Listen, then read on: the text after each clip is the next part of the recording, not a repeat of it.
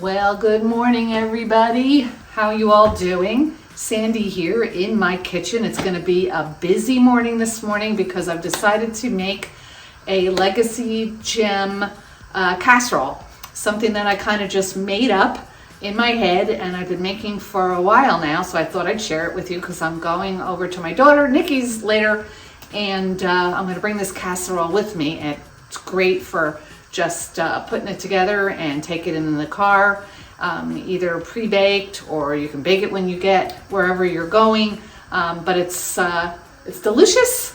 It's easy to pull together, and it's a crowd pleaser. So what we have is I have a nice head of cauliflower. It's not too huge a cauliflower, so that'll work perfect for this. If it was a really big one, maybe use about half.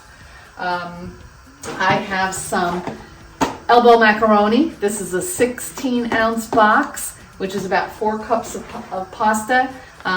You know how sometimes you get the boxes and they're 12 ounces. Today I'm using the 16-ounce, and that'll give me a lot of pasta in my casserole. And I have a pound of turkey meat. So those are the basic ingredients. I got my water going. I'm going to cook the pasta al dente and drain it and run a little cold water over it to stop the cooking and let it kind of dry out a bit. I am going to steam the cauliflower. I'm going to cut it into nice florets, bite-sized florets, and I'm going to get it in there to steam it maybe 4 minutes or so. Make sure the steam's coming up. And about 4 minutes with the lid on, and that'll give you a nice al dente cauliflower. And then I'm going to crumble up and fry the turkey, the ground turkey. And then once that's all cooked through, I'm gonna put that on some paper towel, get out any oil that's in there. Probably not gonna be that much. Just doing it in a little bit of Pam here in the frying pan. But we'll get that turkey nice and cooked. And then we're going to combine everything, and we are going to then make a really nice, creamy, cheesy bechamel sauce that we're going to put over the entire casserole once I get all of the ingredients combined in a 9x13 baking dish. And I'm just going to use this aluminum one today so that I can take it over Nikki's. I'm going to bake it off there and just throw this out. So the cleanup is easy too with this casserole. You can substitute broccoli if you don't like cauliflower. You can obviously change out any kind of pasta you want. And make it something that you like. And that's why it's a legacy gem, right? Because we can just substitute out and do what we feel like any given day. So I'm going to get these ingredients all together. I'll show you what that looks like when I get it together in the baking dish there, and then I will show you how to make that creamy, cheesy bechamel, and we'll combine the whole thing and get it in the oven. So stay tuned. All right, we got everything going here for our casserole. I've got the turkey meat sauteing away. All you have to do is saute that through. Break it up into little pieces. I've got the pasta boiling. That'll be al dente. Remember to make it al dente because you're going to bake it in the oven too. So maybe, depending on your pasta, 9-10 minutes. And then I've got the cauliflower steaming away over here. So that's looking pretty nice. We'll do that our 4 minutes or so. Get yourself a nice colander and you can drain the cauliflower and then drain the pasta. Great thing about this in the morning is you just can do all of this sort of at once. Get everything cooked, put it into your casserole and give it a toss. Let it cool off a little bit, put it in the fridge, cover it, put it in the fridge, and then let it be in there for the rest of the day. You go about your business, and then when you come home later today, 4 or 5 o'clock, you make that cheesy bechamel sauce, and then pour it over everything, mix it up, and pop it in the oven at 350 for about 45 minutes, covered. You can uncover it the last 10-15 minutes and let it brown up a little bit if you want, and you'll have yourself a delicious meal with a nice salad on the side and maybe a glass of wine. So I'm going to do that. I'm going to finish up all this. We'll get everything cleaned up. Go have a nice rest of that day, and dinner will be easy breezy to bring over to Nikki's later on. So see you 4 or 5 o'clock, and we'll make that bechamel and finish up this casserole. So talk to you later. Have a great day.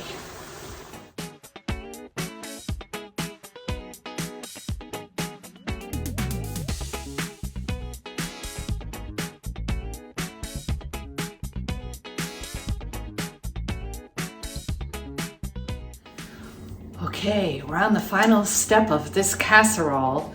I've got it here. I've been out all day. It's been in my fridge, and you can see it's all ready for that final bechamel. Everything's combined. Everything's nice and bite size. We're gonna make the bechamel in this saucepan here. It might be a little hard to see, but I'll do the best I can. It's going to start out with 4 tablespoons of regular butter. I just use salted butter.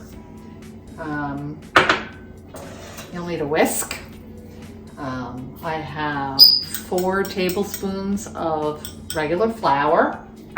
I have 2 cups of milk. I have a little salt and pepper.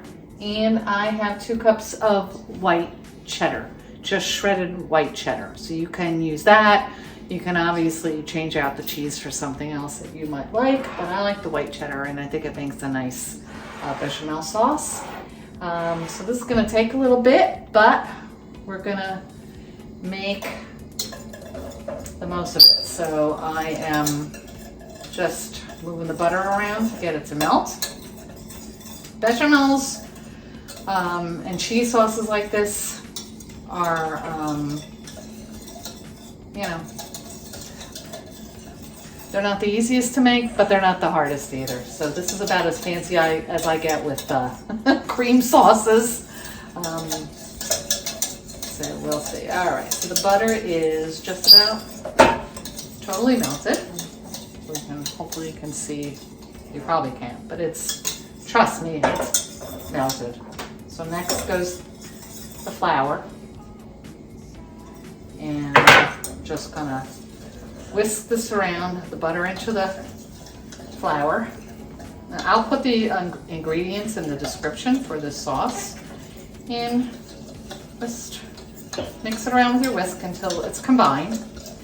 You're not gonna put color on this, right? You want the sauce to be white. So you don't want this to get too hot. You don't want the butter to start to burn. You just want to do it till it's combined, which is a few seconds. So that's basically done. And now you want to put in your milk. Now the milk is cold, right? It's going to take a little bit to come up. At this point, if you want to put in a little black pepper or white pepper, if you had it, would be good in this. I don't really care about seeing the pepper. And you can add a little bit salt if you don't want it. You don't have to. The pasta's been salted. That's really the only thing in that casserole that's been salted. I did not salt the meat. So I am gonna put a little salt in the sauce to give it some flavor. And now you're gonna start whisking. And you have your heat on medium heat, I would say. And we're just gonna keep whisking this until the sauce starts to thicken. And that should take a few minutes.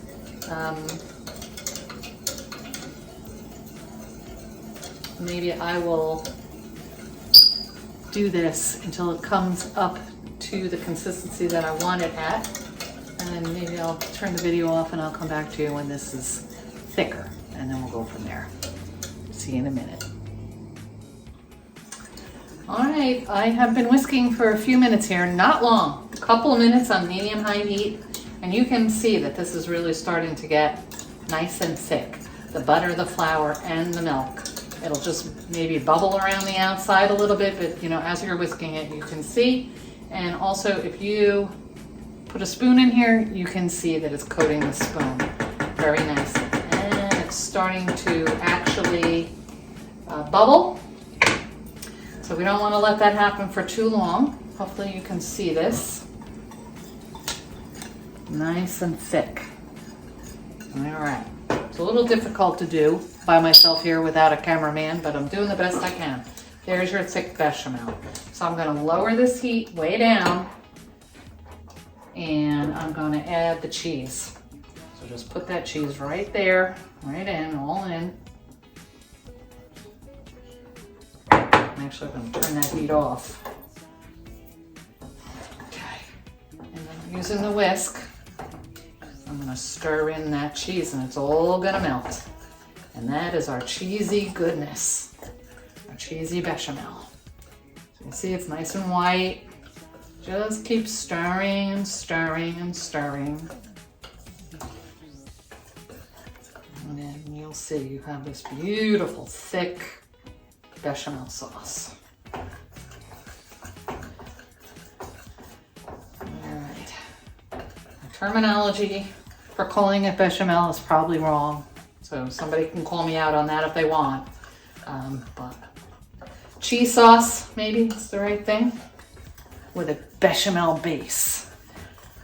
All right, so now, while this is hot and it's still nice and creamy, I'm gonna now get it on our casserole. So this is pretty full. So what I'm gonna do is I'm gonna get this in a spoonful at a time and just put it right over.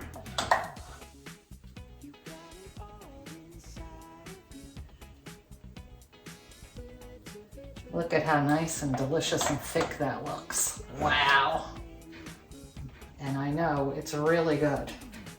Tastes as good as it looks.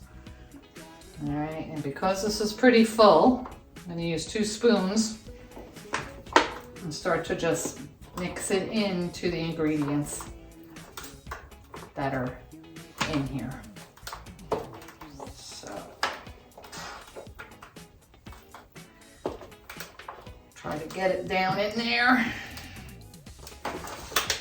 Oh, there goes a piece of cauliflower, but that's all right, I'll get it later.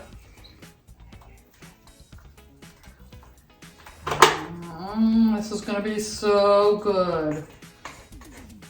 All right, let me get some more sauce. I'm gonna get this all in here. And as it bakes, this is gonna loosen up again. And it's gonna get even better at coating all the ingredients that are in here, the pasta, the cauliflower, and the meat.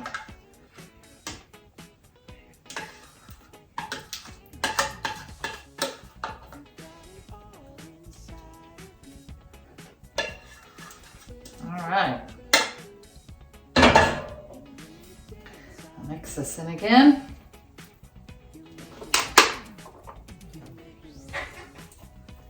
And that, my friends, is how you do this.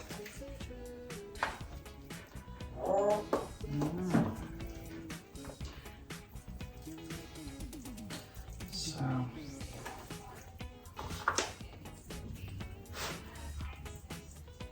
then we're going to cover this with some aluminum foil.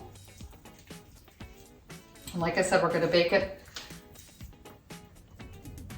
in the oven at 350 degrees. We're going to bake it for approximately 45 minutes. And that last 15 minutes or so, I'm going to take the cover off and let it get a little crispy. And if you really want to gild the lily, you can put it under the broiler and really get that top nice and crispy. So there is the casserole with the sauce on top. I'm gonna cover it, I'm gonna take it over to my daughter Nikki's, I'm gonna bake it off. I will have a photo of the finished product for you at the end of the video.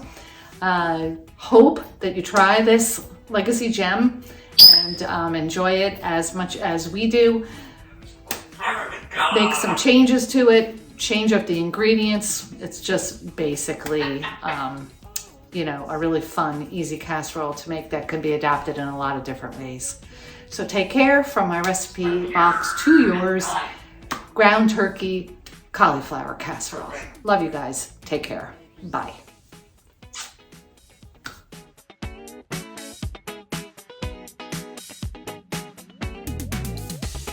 Okay, and here's the finished product, fresh out of the oven. Hit it with the broiler for about 2 minutes to get it nice and toasty on top, and it looks beautiful.